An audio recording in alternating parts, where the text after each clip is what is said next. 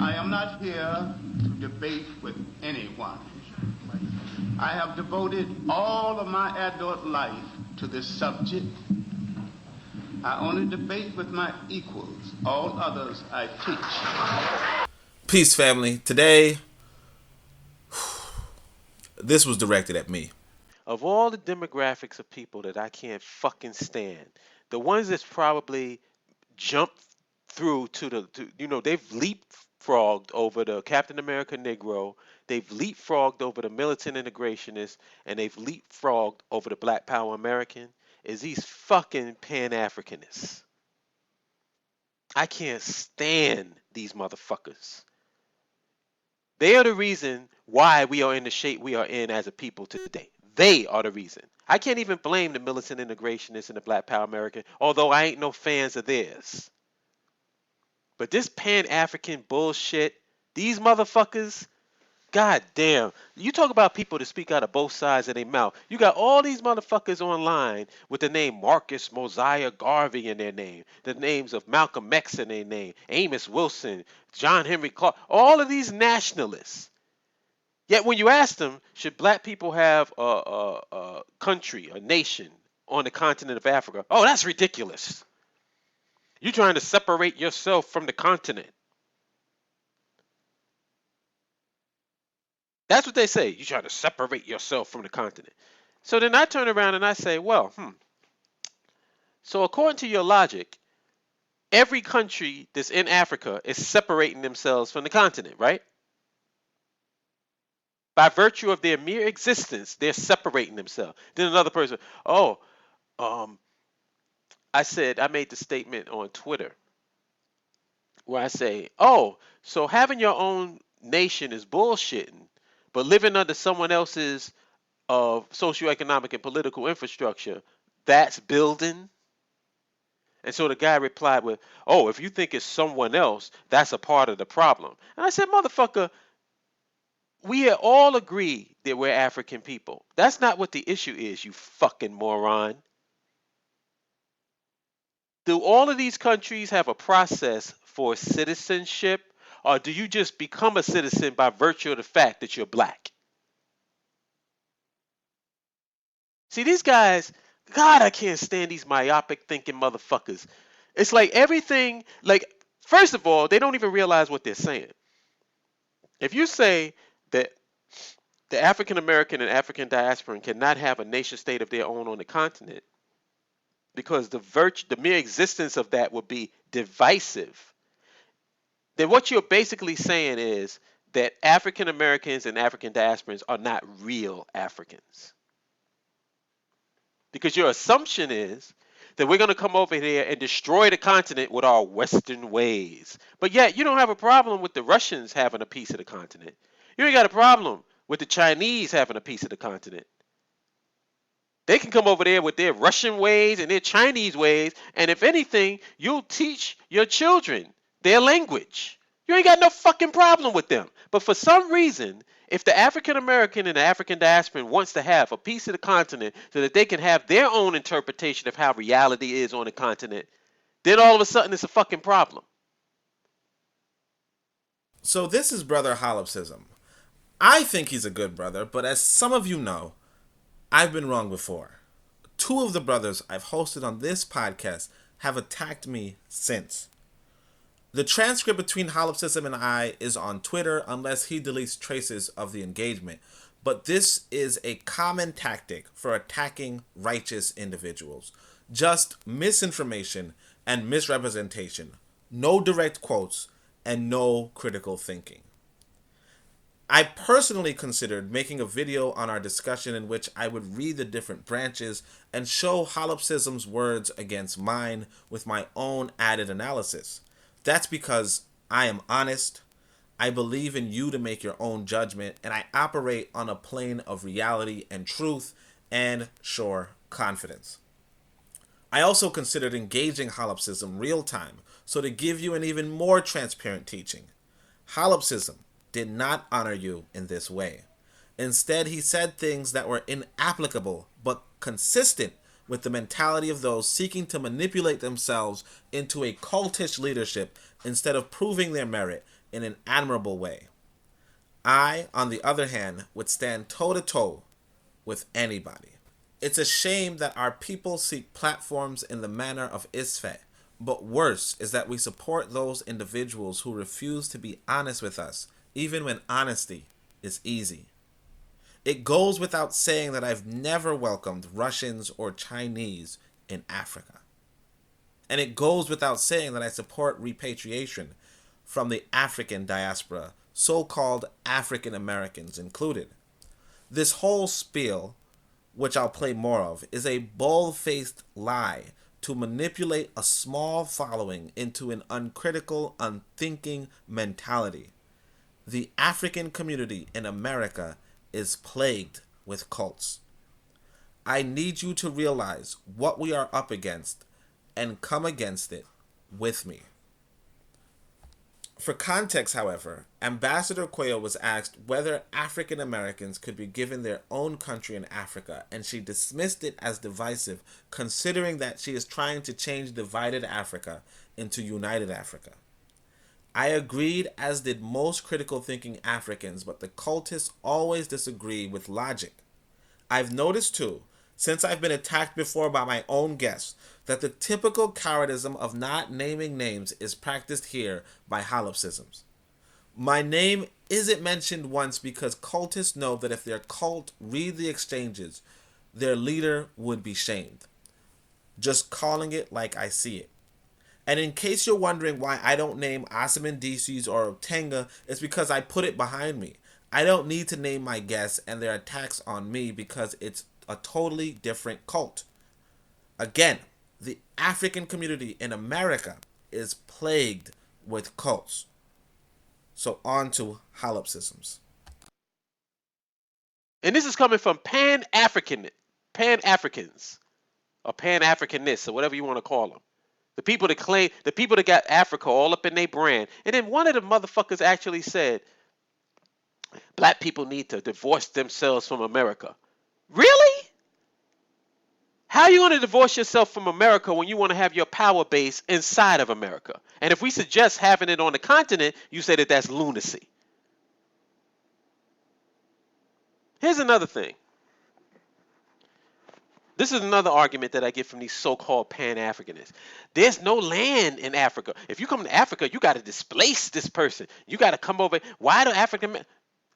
Let me ask you a question. What have people been talking about for the last few months? Oh, the Chinese are coming to Africa. The Chinese are taking over. How can you take over Africa if there's no land? Didn't you just get through telling me that there's no land in Africa? So what land are the Chinese going to take over?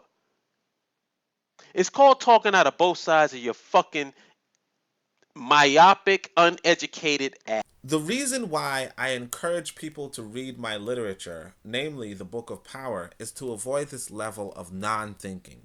At some point in my exchange with Holipsism, his cultist at Son of Jones, playing reinforcements, brought up the idea that Akon was given 2,000 acres, or 8 square kilometers, of land to build a city in Africa as a way to prove that Africa has land to spare. It was then I realized why reading is so fundamental and breaking away from cults is necessary for African growth. The exchange is interesting. Please read it for yourself. But in short, I point out that a city is not a separate nation and 2,000 acres is not an actual number on the scale of nations. For reference, the smallest nation on the continent of Africa is over 200,000 acres, or 900 square kilometers. This person had no reply. Their leader just offered an insult. What's important to realize is that my claim has been that an exclusively African American country in Africa that comprised over 200,000 acres of contiguous land would displace continental Africans unless this land was forest, sand, or much smaller than 200,000 acres. Now you notice Holipsism does not expound on the size of the land or the expectation of how many Africans will be on this land. Worse, he uses the example of individual Eurasians who do displace Africans to suggest that his wannabe imperialism is not displacing and non-thinking. This is the shame of cults that we must get rid of.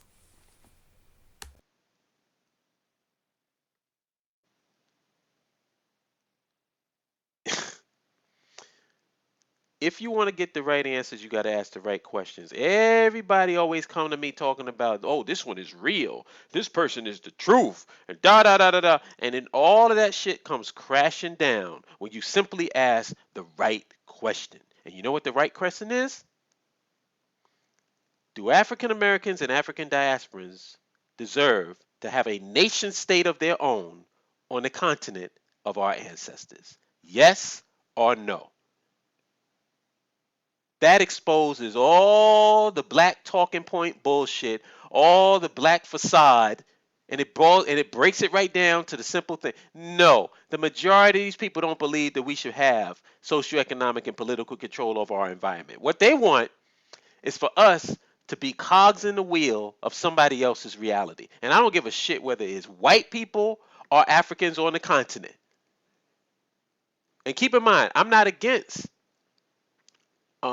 individuals doing business with countries on the continent. As a matter of fact, I'm one of the biggest advocates for Rwanda. So you can't pull that crap on me like I'm against that. I'm not. But when are we going to start thinking as a fucking collective? When are we going to establish a power base for our people? Because if we don't do that, then the logical thing is for people to, as individuals, to connect with whatever African country you can and build up your business and try. But that's individual bullshit. Once again, when are we going to start thinking as a collective? That's my problem. Because This clip starts off with this whole "do we deserve" rhetoric. The world doesn't operate on deserve, and while Holipsism accuses me of speaking out of both sides of my mouth, notice how on the one hand he says deserve, and later he'll pretend he's not looking for a handout. Nevertheless, the main thing you should take out of his piece is he confesses that the logical position is not the position he propagates. His cult position instead is collective thinking against the land interest of continental Africans. It is unthinking and it is treacherous.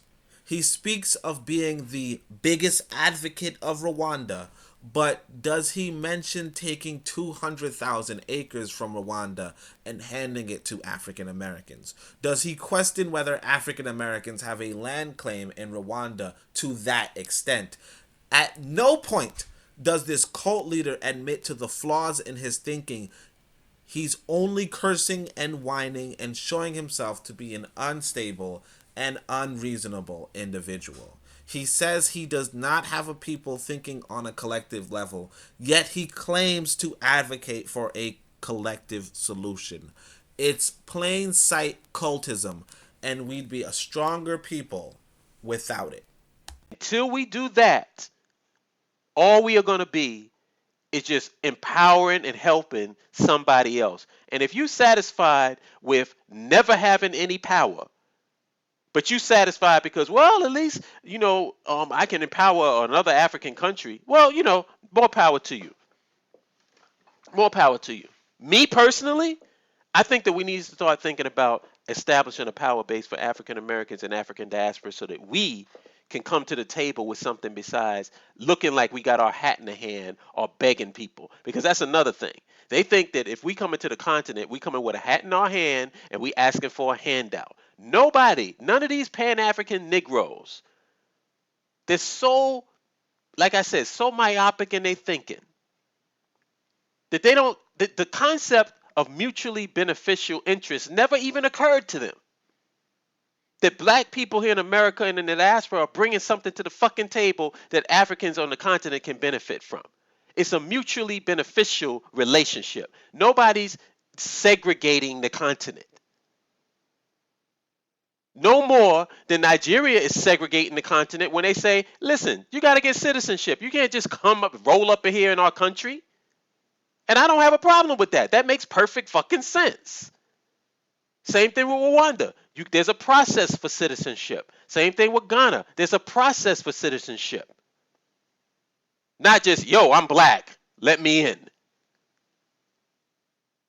I don't propose that. I don't endorse that, because if we had our own nation, we wouldn't be doing that shit.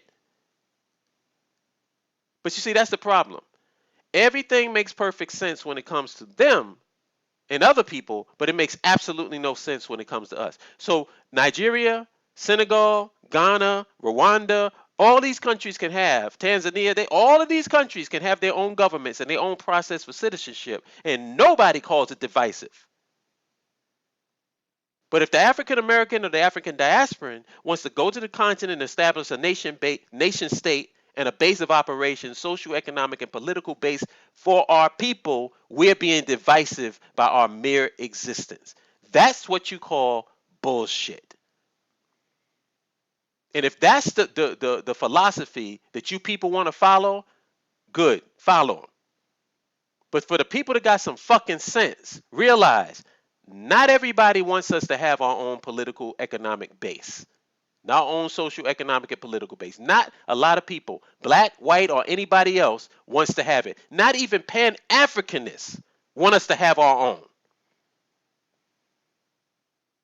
The limitation of this cult is, despite being very imaginative, they cannot fathom that if they repatriate, they then in time become continentals. Therefore, empowering continentals is self-empowerment, and the fact that this cult does not view self-empowerment as an objective puts on full display why a people would be perennially disempowered. Worse, this person plainly states that he is incapable of leadership. In his fantasy nation, there's no requirements for citizenship. Firstly, how would that make it an African American, or as he suggests for this diasporal nation? Secondly, what kind of border control has no requirements for citizenship?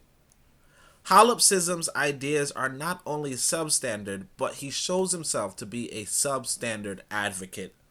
From what I can see, he can string together an elementary definition for a nation state, political, economics, blah blah, but anyone who's read even a handful of books can see the inability of this cult leader. There's nothing substantive in his advocacy. There is no land requests, no laws on file, no population lined up, just curse words and ethnicity and empty rhetoric. As younger people say, cool story, brah. And the motherfuckers talking about, oh, how you gonna transport 40, 50 million people over to the continent? 40, 50 million people? Motherfucker, we can't even get 1% of our people to say that we should have a nation of our own. But anyway,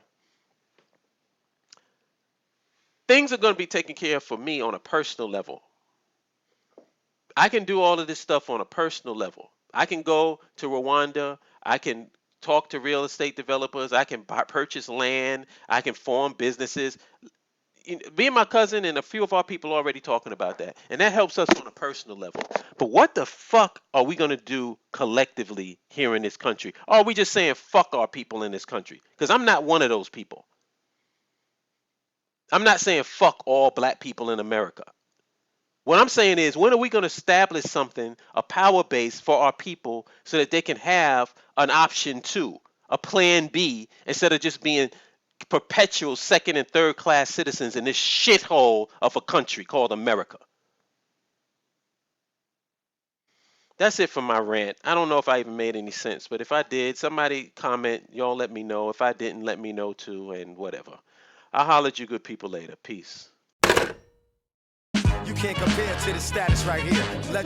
So ends his rant with a declaration that not only can his plan not succeed, but despite his own admission in the original clip admitting that he's 5 years past retirement in his nationalism, he's only able to, on a personal level, organize talks with his cousin and a few individuals to relocate to Rwanda, which is an unlikely ancestral land for him.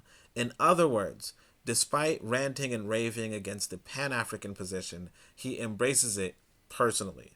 His whole diatribe and cultish stance is merely a cognitive dissonance against the reality that he's faced with. If not even 1% of Africans in America consider repatriating, then it's beyond childish to want people to consider your vantage of an entire nation state for a people who 9,999 times out of 10,000 would not even consider reading about it, particularly as he shows himself so incapable of even articulating a viewpoint worth considering.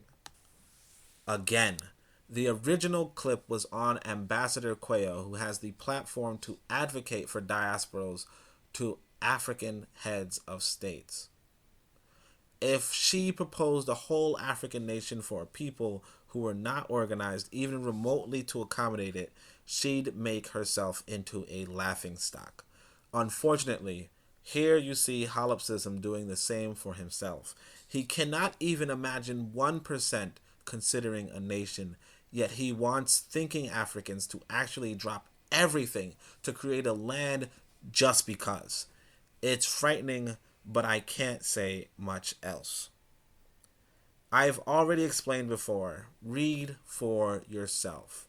I don't only send you the original tweets to read, I also wrote 3 books for you to read and list additional books for you to read. It's reading that can break the spell of these cults. Please do not neglect your self-education. The Book of Power is available on Amazon, and it spells out actual Pan-African nationalism so that you can discern the fantastical from the realistic. I advocate for a Pan-African nation, not an American nation or a diasporal nation, but a Pan-African nation. I do not request our great ambassador to endorse it, and do not expect Africa's leaders to support it. I lay out step by step how Africa can benefit from a new nationalism and what nationhood really means. You cannot hear it from any cultist. I used to think Holipsism was very respectable, but I've also thought my guests were. We all make mistakes. But the mistake you should not make anymore is not reading the Book of Power. You can entertain yourself with the rants and raves of unthinking cultists, or you can read the best piece of critical literature on the planet. Your call. I'm Onitaset Kumat. Thank you for listening. Click on the Discord link below to speak regularly with me and other Oncobia. Ptah Htp.